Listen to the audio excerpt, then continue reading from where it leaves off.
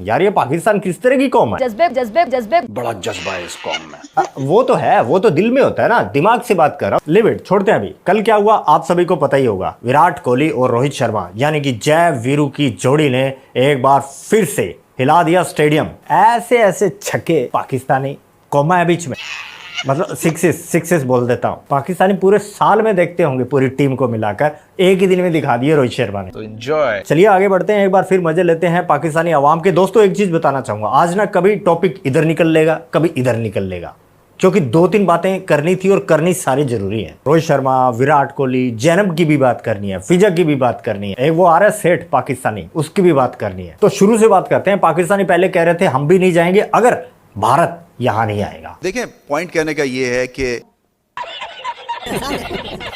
ये पुराना पापी तो पहले आके बैठ गया। बाल रंग के ना, लंबे लंबे बाल अपने रंग के, रमीज राजा कमेंट्री करेगा इंडिया में। देखो भाई, आग इसी ने लगाई, इतनी उंगली की कि मोदी जी की सनक ली। बोले तुम क्या नहीं आओगे, तुमको आने ही नहीं देंगे।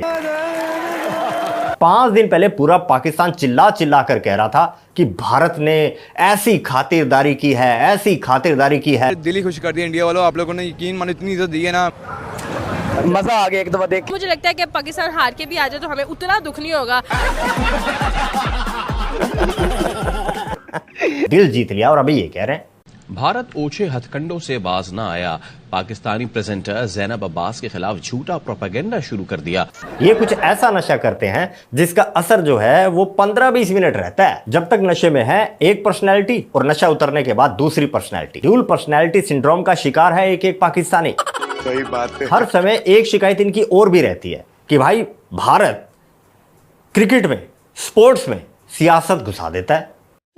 सियासत जंग की बात तो बॉर्डर पर करनी चाहिए। एक बात बताओ यार, तो फौजी और फौजी की फैमिली क्रिकेट ना देखे।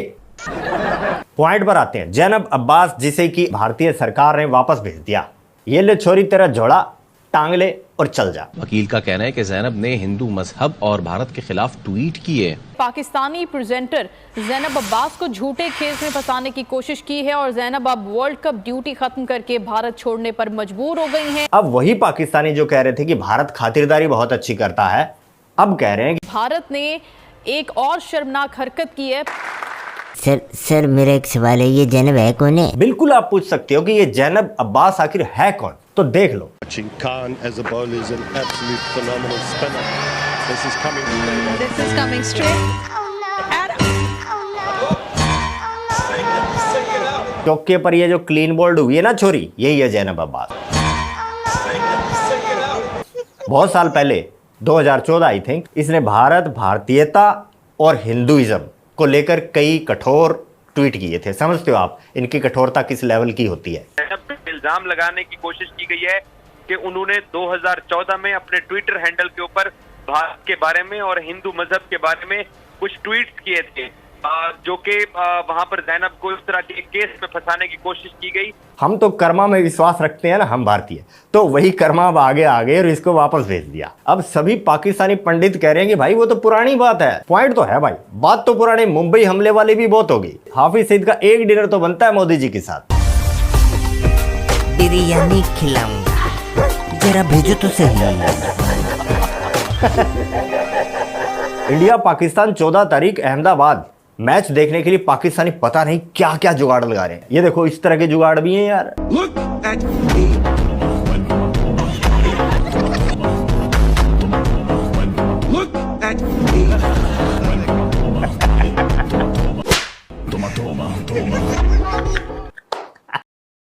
और मैडम भाइयों, बहुत सारे दोस्त बोल रहे हैं फिजा क्यों नहीं आती।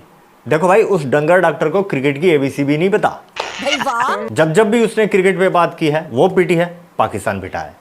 इसलिए उसको फौज, पीसीबी, बाबर आजम सबसे सख्त हिदायत है, तू नहीं बोलेगी।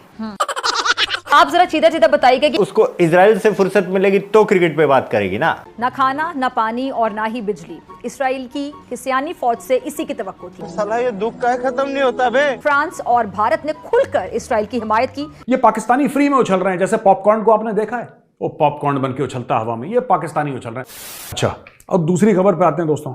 पीसीबी चेयरमैन जका अशरफ यहाँ आकर इसकी पैरवी करेगा। आई थिंक वो आईसीसी की तरफ से थी, पीसीबी का उससे ताल्लुक तो नहीं था, लेकिन फिर भी हमारी पाकिस्तानी खातून है, हमारी बहन है, हमारे उनके लिए भी उसी तरह हमदर्दी के जज्बात हैं।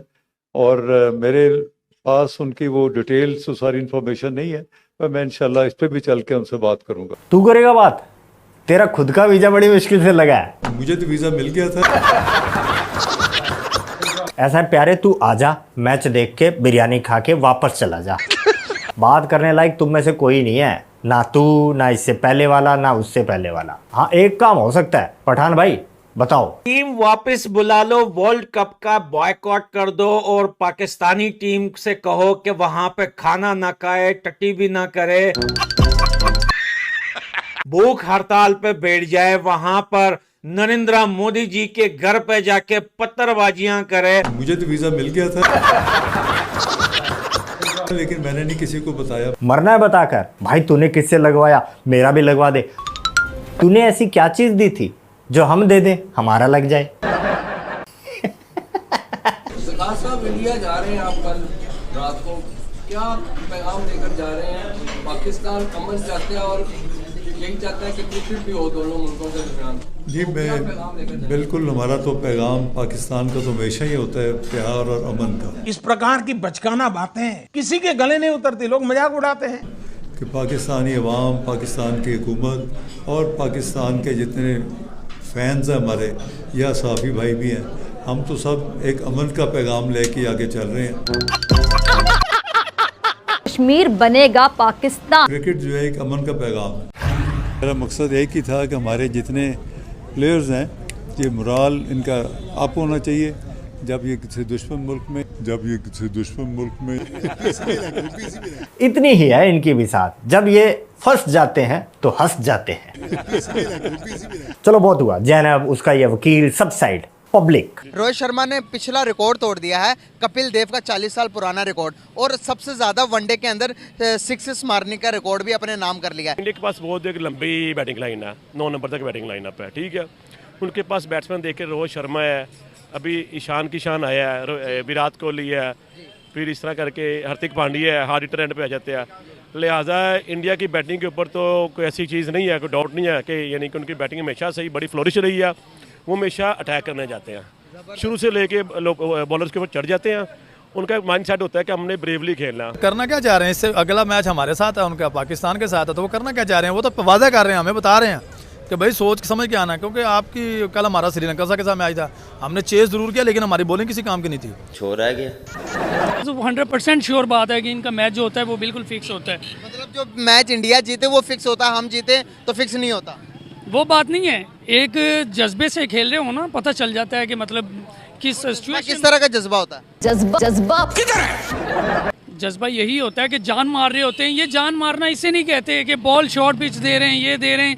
आज तक आपने देखा है कि अफगानिस्तान ने इनके साथ मैच खेला और कोई अपनी मतलब के जज्बा जोश जज्बे से खेला, इनका कुछ अहम मैच नहीं होता, बिल्कुल भी नहीं अहम मैच होता। ये तो पता होता है इनको, इन्होंने देना है मैच, ये 100% पाकिस्तान ने उनको मैच देना जी। क्यों? जिस तरह रोहित खेल रहा होता है, आज देखा आपने रोहित किस तरह खेला है और किस तरह उन्होंने बॉल्स की हैं।